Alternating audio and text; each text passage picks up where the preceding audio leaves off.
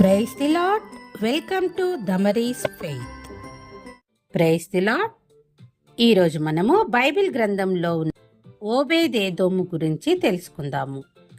యెహోవా ఈ ఓబేదేదోమును ఎలా ఆశీర్వదించాడో అనే విషయం గురించి తెలుసుకుందాము.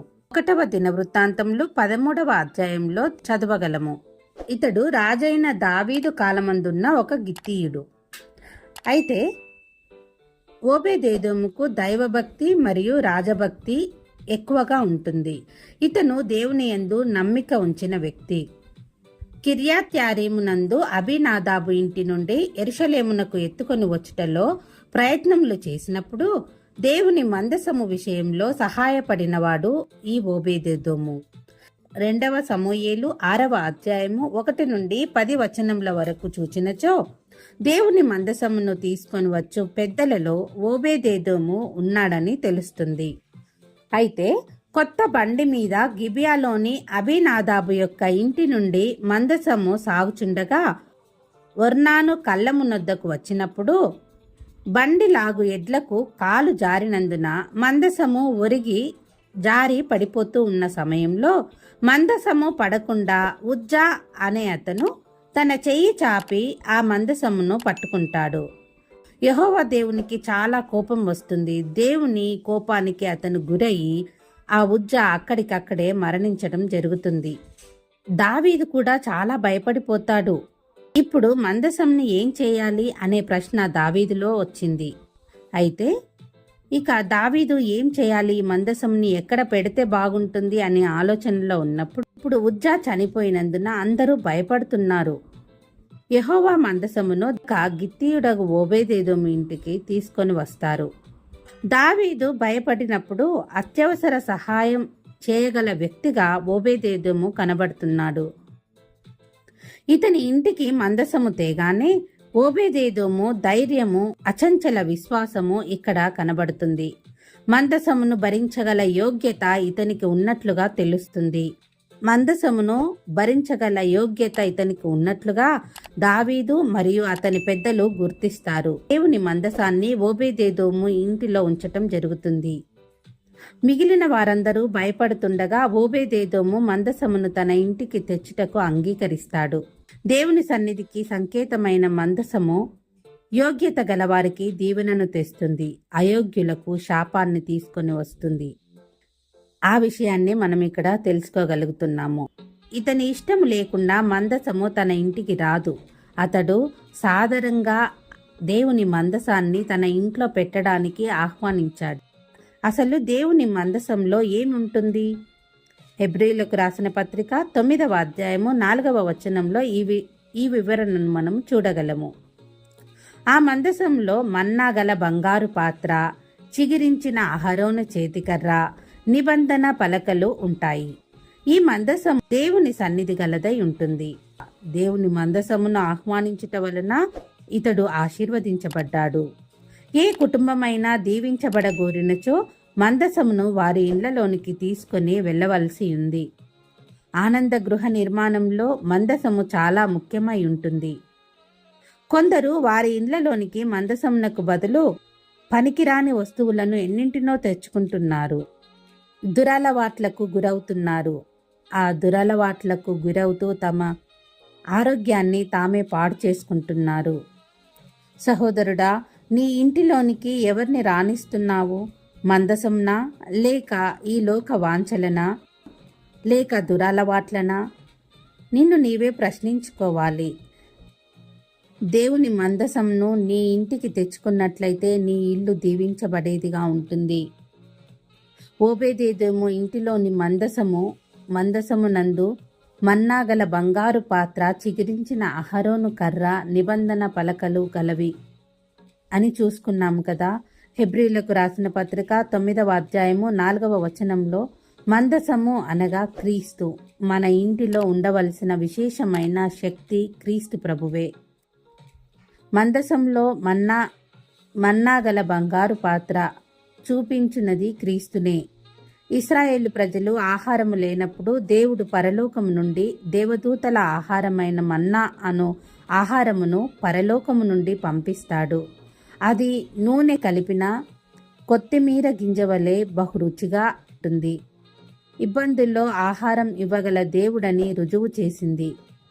అందుకు గుర్తుగా కృతజ్ఞత గుర్తు చేసుకొనుటకుగాను మందసంలో ఈ మన్నా పాత్ర ఉంచబడి ఉంది. మనము దేవుడు చేసిన మేలులకు కృతజ్ఞత చెల్లించే వారంగా ఉండాలి.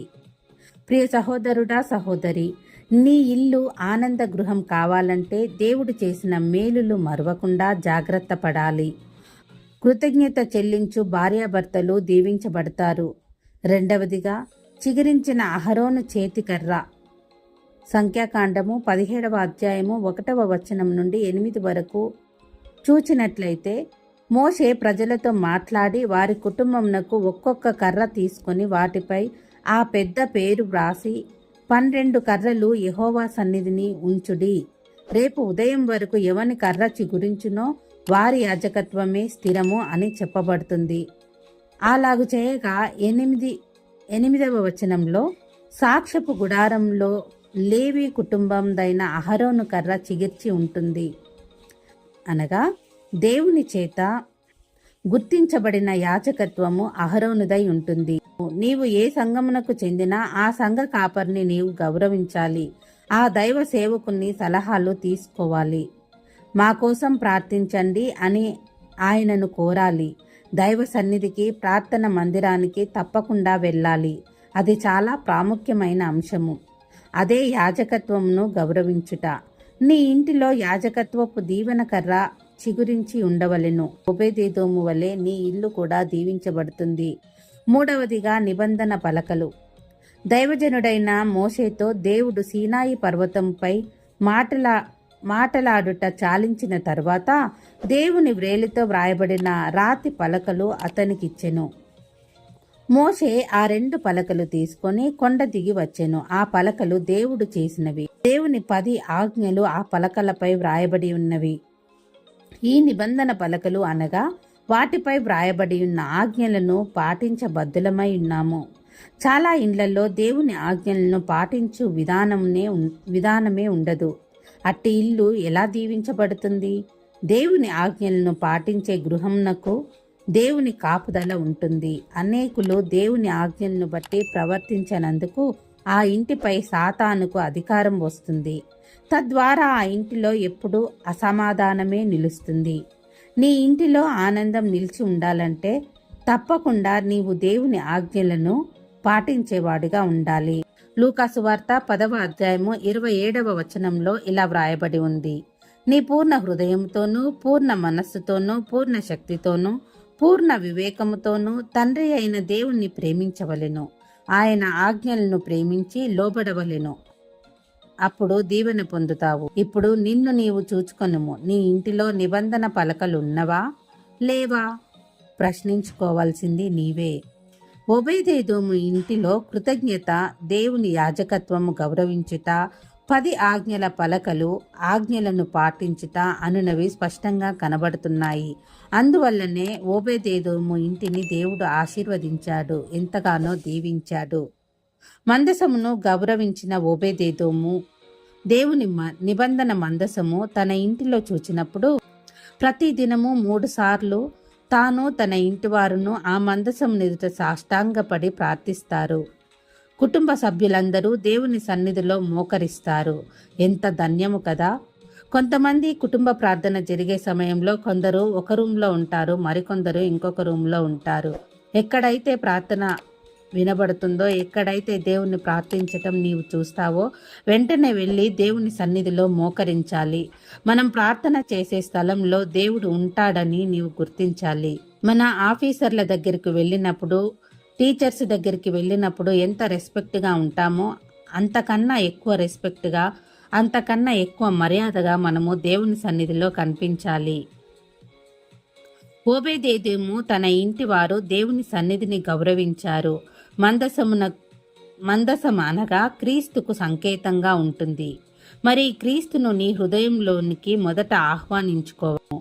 పాపినని ఒప్పుకొనుము, పశ్చాత్తాపపడుము, ప్రార్థించుము. యేసు నీ హృదయంలోనికి వస్తాడు, నీ పాపం పోతుంది, ఆయన రక్తము నిన్ను కడుగుతుంది.